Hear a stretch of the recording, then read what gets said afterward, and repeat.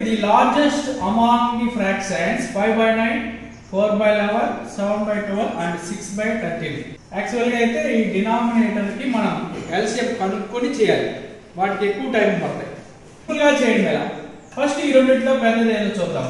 ఈ రెండింటిని cross multiplication చేయండి మా. 5 11 సార్ ఎంత? 55. ఓకే. 9 4 సార్ 36. ఏది మా పెద్దది? 55 పెద్దది. సో ఇది పెద్దది. దీనికన్నా 5 by 9 పెద్దది.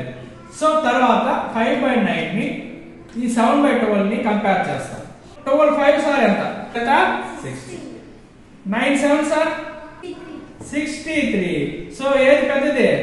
63 పెద్దది కాబట్టి 7 by 12 పెద్దది ఇక్కడ కూడా. 7 13 సార్ 91.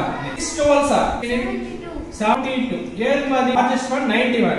7 by 12 అనేది మనకి బిగ్గెస్ట్ ఫ్రాక్షన్.